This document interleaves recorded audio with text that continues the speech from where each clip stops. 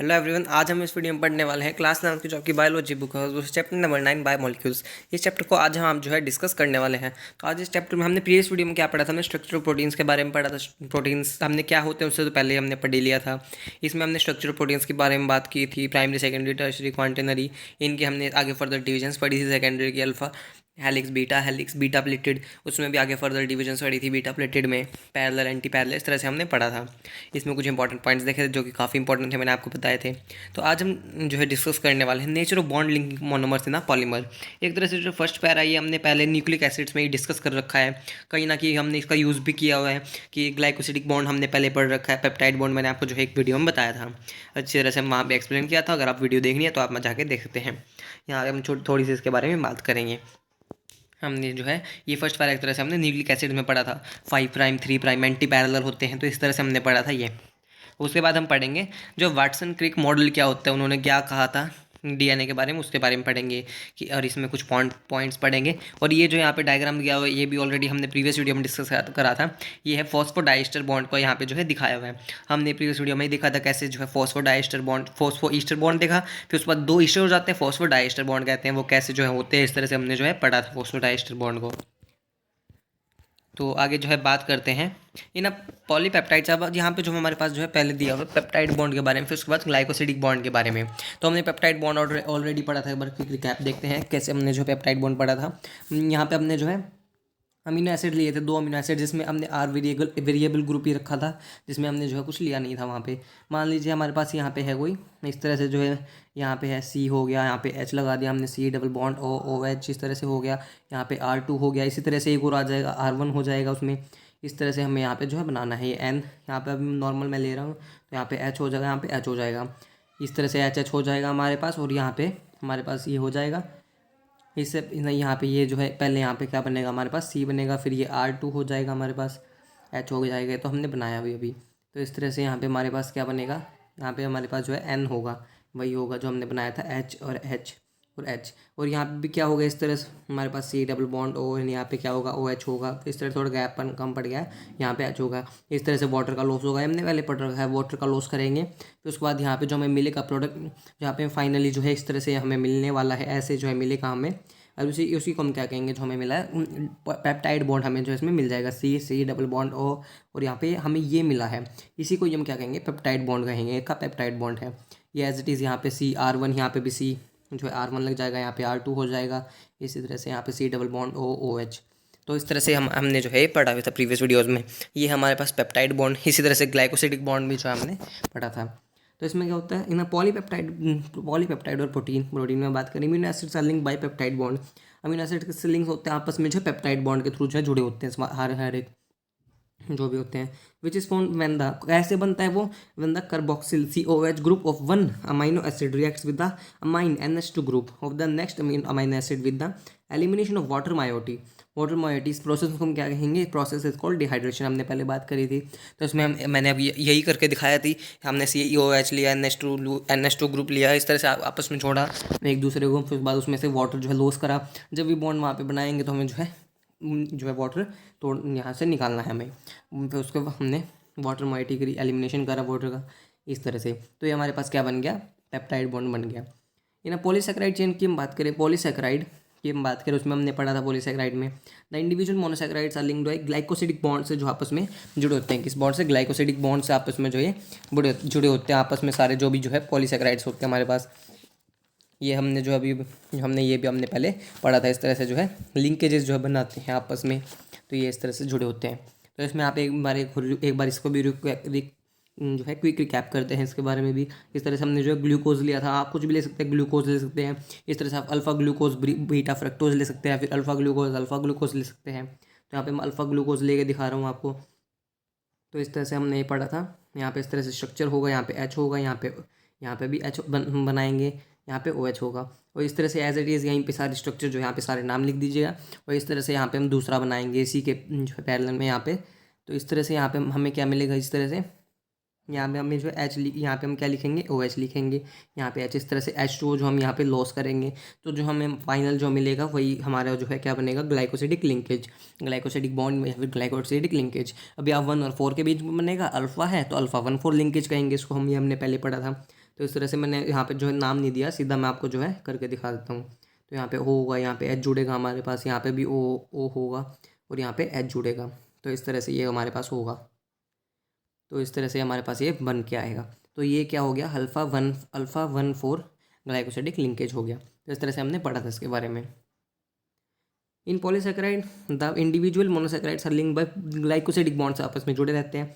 This bond is also formed by dehydration, से भी ऐसे बनता है। इसमें भी हमें जो है डिहाइड्रेशन करना पड़ता है, मतलब H2O को जो है लॉस करना पड़ता है। This bond is formed when the 2 carbon atoms of the, कैसे बनता है 2 carbon atoms of the 2 adjacent monosaccharides, क्या किस में बनता है, जो 2 कार्बन एटम्स के बीच में जब 2 मोनोसेकेराइड्स होते हैं। इस तरह से हमने बात करी। अभी न्यूक्लिक एसिड की बात करो, ये वाला पॉइंट भी हमने जो है डिस्कस करा था। ये वाला पॉइंट जो हमने कब डिस्कस करा था, प्रीवियस वीडियो में, जब हमने फॉस्फोडाइएस्टर बॉन्ड पढ़ा था। इसमें जो है इसमें 5 पे ही हमेशा जो हमारे पास बनता है और 3 पे जो है ख़त्म होता है, फिर 3 आगे फिर जो है 5 पे अटैच होता है, फिर इस तरह से 3 पे, इस तरह से 5 और 3 जो मेन रोल प्ले करते हैं।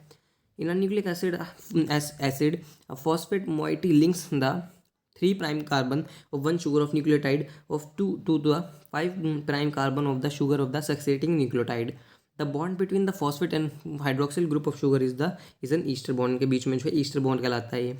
As there is one such ester bond on either side, it is called phosphodiester। तो ये दोनों तरफ जो है हमारे पास मिलता है, तो 2 ईस्टर बॉन्ड होते हैं, तो इसलिए हम क्या कहेंगे, फॉस्फोडाइएस्टर बॉन्ड कहेंगे इसको। आगे इस फिगर में जो है दिखाया भी हुआ है इस तरह से। तो यहाँ पे देखिए इस तरह से 2 यहाँ पे दिखाए हुए हैं इस तरह से। 2 यहाँ पे हमारे पास जो है ईस्टर बॉन्ड हमें जो है मिले हैं इसमें, इस तरह से 2 ईस्टर बॉन्ड्स हमें यहाँ पे मिलते हैं। तो यहाँ पे जो है दिखाया हुआ है इस तरह से। तो थाइमिन और एडनिन के बीच में जो है डबल बॉन्ड होता है, और ग्वानिन साइटोसिन में हमारा ट्रिपल बॉन्ड होता है। ये आगे हम पढ़ेंगे, अभी अभी पढ़ने वाले हैं। अब हम मॉडल के बारे में पढ़ेंगे, जिसमें मॉडल में ये सारी बातें बताई थी हमें जो है वाटसन क्रिक मॉडल ने जो हमें बताई थी सारी बातें। तो इसके बारे में देखते हैं हमने इसमें क्या पढ़ा था, क्या पढ़ा नहीं पढ़ेंगे हम, इसके बारे में देखते हैं। तो इसमें वाटसन क्रिक मॉडल के बारे में हम जो है स्टार्ट करने वाले हैं। इसमें हमें डीएनए के बारे में कुछ इंपॉर्टेंट जो है बातें बताई इन्होंने, कि कैसे जो है मॉडल के थ्रू हमें बताया। अब हमारे पास अलग अलग इसमें जो है बी डीएनए की बात आई है। हमारे पास अलग अलग टाइप्स के डीएनए होते हैं, अलग अलग टाइप्स के। ये मेनली हम यहाँ पे इन्होंने किसका बताया, बी डीएनए के बारे में बताया। ऐसे अलग अलग टाइप्स के होते हैं, काफ़ी सारे होते हैं, जो है आगे आप पढ़ेंगे। ये तो आगे जो है MBBS के लेवल की है, बट आपको जो है सिर्फ यही पढ़नी है। बी डीएनए होता है, और भी कई सारे डीएनए होते हैं, तो इस तरह से डीएनए होते हैं आपके पास। तो इन्होंने सिर्फ बी डीएनए की बात करी। इन्होंने क्या कहा, डी डीएनए क्या, एक डबल हेलिकल हम स्ट्रक्चर हमारे पास डबल हेलिकल है।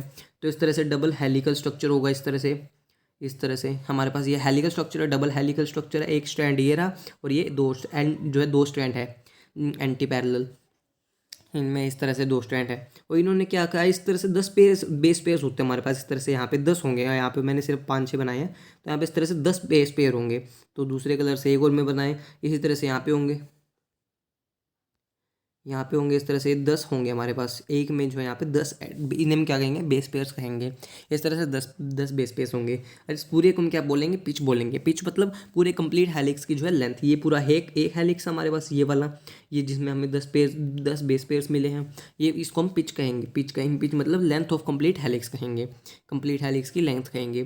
तो एक हेलिक्स की हम बात करें, एक बेस पेयर की बात करें, वो 3.4 होता है हमारे पास। तो यहाँ पे हमें 10 जो है बेस पेयर्स दिखाई देते हैं, इसलिए हम इंटू में 10 करेंगे तो 34 एंगस्ट्रॉम हमारे पास आ जाएगा। एंगस्ट्रॉम एक यूनिट है जिससे हम डिनोट जो है इसको करते हैं। 34 एंगस्ट्रॉम हमारे पास आ जाएगा निकल के।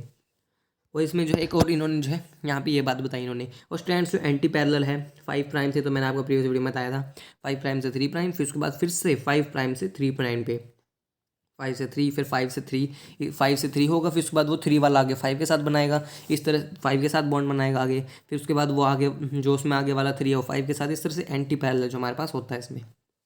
और इन्होंने एक और जो और भी हमें बताया कि जो शुगर एंड फॉस्फेट है, वो जो है बैकबोन जो है बनाते हैं। जैसे हमारी बैकबोन होती है, रीढ़ की हड्डी हमारा पूरा शरीर खड़ा होता है उसकी वजह से। तो इसी तरह से इसमें जो है डीएनए में जो है बैकबोन कौन फॉर्म करता है, जो शुगर और फॉस्फेट जो है फॉर्म करते हैं। शुगर एंड फॉस्फेट जो forms the backbone of the DNA, इस तरह से। तो हमारे पास ये इन्होंने बताया। और क्या बताया कि इसमें क्या होता है, हमारे पास जो प्यूरिन होता है, जो हमने प्रीवियस वीडियो में पढ़े थे, काफ़ी बार हमने इनको यूज़ किया। प्यूरिन में हमारे पास एडनिन और ग्वानिन आता है, और जो हमारे पास पायरीमिडीन में हमारे पास क्या आता है, साइटोसिन, यूरासिल एंड थाइमिन। ये सारी चीज़ें हमारे पास इसमें आती हैं प्यूरिन्स और पायरीमिडीन्स में। तो इन्होंने क्या बताया कि जो है बेस पेयर, प्यूरिन जो हमेशा बेस पेयर किसके साथ बनाएगा, पायरीमिडीन के साथ। प्यूरिन जो है पायरीमिडीन के साथ हमेशा बेस पेयर बनाएगा। इसमें भी हम बात करें तो इस तरह से ये हो गया। तो एक बार अच्छी तरह से देखते हैं। तो इन्होंने इसमें भी क्या बताया कि जो एडनिन है, एडनिन हमेशा किसके साथ जो है बेस पेयर बनाएगा, किसके साथ बनाएगा, एडनिन जो है हमेशा जो है थाइमिन के साथ बनाएगा, एडनिन हमेशा थाइमिन के साथ जो है बॉन्ड बनाएगा। इनके बीच में जो है हाइड्रोजन बॉन्डिंग जो है प्रेजेंट होती है। इसमें डबल बॉन्ड होगा एडनिन और थाइमिन, और ग्वानिन साइटोसिन के साथ डबल बॉन्ड जो है बनाएगा। तो उन्होंने ये वाला पॉइंट भी डिस्कस जो है हमारे साथ करा। तो उन्होंने ये सारी चीज़ें जो है बताई, इन्होंने स्वाभाविक आपको क्लियर हुई होंगी। इसमें जो है हाइड्रोजन बॉन्ड होते हैं ग्वानिन का साइटोसिन के साथ। तो इसमें यहाँ पे जो है ट्रिपल बॉन्ड होता है, यहाँ पे इनका ग्वानिन का साइटोसिन डबल नहीं ट्रिपल होता है, हाइड्रोजन बॉन्डिंग इनके बीच में होती है। 3 जो है ग्वानिन का साइटोसिन के साथ 3 हाइड्रोजन बॉन्डिंग, और एडेनिन का थाइमिन के साथ 2 हाइड्रोजन बॉन्डिंग होगी हमारे पास। तो आई आपको क्लियर हुआ होगा इतना जो हमने पढ़ा। तो आगे हम जो है इसके बारे में जो डिस्कस करते हैं कि इन्होंने क्या बताया डिटेल में, और जो एनसीईआरटी में जो है दिया हुआ हमारे पास, उसके बारे में देखते हैं। Nucleic acids exhibit a wide variety of secondary structures. तो न्यूक्लिक एसिड्स में क्या होते हैं, wide variety of secondary structures हमें जो दिखाई देते हैं। For example one of the secondary structure exhibited by DNA is the famous Watson Crick model. तो वाटसन क्रिक मॉडल हमें जो फेमस जो है हमें देखने को मिला पीडीएनए को जो इन्होंने एक्सप्लेन करा है। This model says that DNA exist as a double helix, double helix की फॉर्म में जो है एग्जिस्ट करता है। इस तरह से डबल हेलिक्स की फॉर्म में जो है ये एग्जिस्ट करता है। इस तरह से हेलिक्स है, ये हेलिक्स फॉर्म होती है हमारे पास ये। तो इस तरह से हेलिक्स फॉर्म होती है और डबल है, इस तरह से एक ये हो गया, एक ये हो गया। और जिसमें सिंगल होगी हमारे पास वो आरएनए निकल आएगा। तो इस तरह से डिफरेंस होता है डीएनए आरएनए में भी। तो ये डबल हेलिक्स होगा हमारे पास। The two strands of polynucleotides are anti parallel. क्या होंगे, anti parallel, that run in the opposite direction. 5 prime से 3 प्राइम हमने अभी देखा, और जो है फिर दोबारा से 5 प्राइम से 3 प्राइम होगा, 5 से 3, 5 से 3 होगा। ये नहीं कि आप 3 कर देंगे गलत हो जाएगा, यहाँ पे काफ़ी इंपॉर्टेंट है ये। 5 से 3 प्राइम, फिर 5 से 3 प्राइम, इस तरह से 5 वाला 3 के साथ, फिर 3 वाला 5 के साथ, 5 वाला फिर से 3 के साथ, इस तरह से जो बॉन्ड बनेगा। बैकबोन की बात करी, मैंने आपको बताया था backbone is formed by the sugar phosphate is bond by the sugar phosphate sugar chain. इससे जो है शुगर फॉस्फेट जो है बैकबोन बनती है। Nitrogen bases are projected more or less perpendicular to this backbone but face inside. Adenine and guanine की बात करें, adenine and guanine of the one strand comparatively base pair with the compressively, मतलब compulsory है, ऐसा बनाएगा ही बनाएगा। Adenine and guanine किसके साथ बनाएगा, base pair with the thymine and cytosine. Adenine guanine जो है एडनिन वाला थाइमिन के साथ और ग्वानिन वाला साइटोसिन के साथ, इस तरह से रिस्पेक्टिवली। और दी अदर स्ट्रैंड, दूसरे स्ट्रैंड पे इस तरह से जो है बेस पेयर्स बनाएंगे। There are 2 hydrogen bonds between adenine and thymine. तो यहाँ पे ये बात लिखी हुई है हाइड्रोजन बॉन्ड्स के बारे में। There are 2 hydrogen bonds between adenine and thymine and 3 hydrogen bond between guanine and cytosine. 2 hydrogen bonds होते हैं एडनिन थाइमिन के बीच में, और 3 हाइड्रोजन बॉन्ड्स ग्वानिन और साइटोसिन। ये मैंने आपको बताई बात। Each strand appears like helical staircase. Helical staircase होती है, जो सीढ़ियाँ होती है, हेलिकल सीढ़ियाँ इस तरह से आपने देखी होंगी, इस तरह से वो सीढ़ियाँ भी होती है हेलिकल्स, उसकी तरह जो है दिखाई देती है ये। Each step of ascent is represented by the base pair of by a pair of bases. कई सारे पेयर ऑफ बेसिस जो इसमें पाए जाते हैं। At each step the stand terms 336 degree जो है टर्न जो है करता है हमारे पास। इस तरह से जो है हम बनाए तो इसमें 36 डिग्री जो है टर्न करता है। One full form of the helical strand would involve 10 steps और 10 बेस पेयर्स। इसमें कितने होते हैं, 10 बेस पेयर्स होते हैं, जिसकी पिच क्या होती है 3, एक की क्या होती है 3.4, और 10 की क्या हो जाएगी 34 हो जाएगी हमारे पास। एंगस्ट्रॉम से डिनोट करते हैं। Attempt drawing a line diagram, the pitch would be 34 angstrom के, हमारे पास 34 एंगस्ट्रॉम होगी। द राइज पर बेस पेयर कितना होगा 3.4, इसलिए 10 के लिए क्या होगा 34 होगा। This form of DNA with the above mentioned silent feature is called the B DNA. इन्होंने किसका बताया, बी डीएनए के बारे में हमें जो है ये पूरा जो है एक्सप्लेन करा उन्होंने। अलग अलग टाइप्स के होते हैं, तो उन्होंने बी डीएनए के बारे में हमें जो बताया। In higher classes you will told that there are more than dozen forms of DNA. More than dozen मतलब 12 से ज़्यादा जो है हमारे पास जो होते हैं अलग अलग टाइप्स के DNA, named after English alphabets with unique structures. इस तरह से B DNA, C D A F G, इस तरह से अलग अलग टाइप्स के जो है होते हैं, मोर देन 12।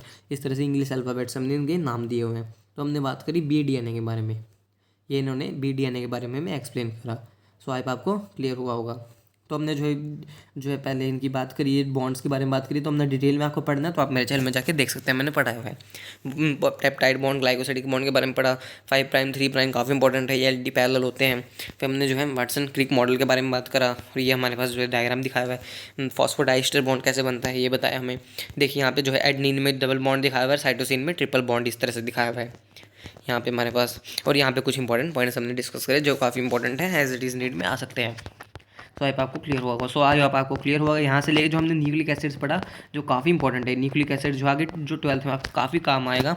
इनके जो स्ट्रक्चर्स पढ़े हमने प्रीवियस वीडियो में, जो है स्ट्रक्चर हम डिस्कस करना भूल गए, तो एक बार स्ट्रक्चर्स वो देख लेते हैं। तो ये स्ट्रक्चर हमने एडनिन का मैंने आपको बना के भी दिखाया था कि एडनिन कैसे बनता है। स्ट्रक्चर इसका हमने नाम दिया था 6 अमाइनोप्यूरिन हमने कहा था, ग्वानिन का 6 ऑक्सी 2 अमाइनोप्यूरिन, इस तरह से नाम कहे थे। यूरेसिल का भी हमने नाम दिया था इसी तरह से, तो यूरेसिल का 2,4 डाई ऑक्सी पायरिमिड हमने कहा था, पायरिमिडीन। तो इस तरह से स्ट्रक्चर है, हमने यही स्ट्रक्चर जो है इसके बनाए थे। नाइट्रोजनस बेसिस हो गया एडनिन यूरेसिल, दो ही दिखाए हुए एनसीईआरटी में, आपको बिल्कुल अच्छी तरह से आनी चाहिए ये। और इनके आप जो है याद कर लीजिएगा, ये भी जो है अच्छी तरह से आनी चाहिए। एडनोसिन हो गया, यूरिडीन हो गया, एडनिलिक एसिड हो गया, तो इनके स्ट्रक्चर्स हैं यहाँ पे।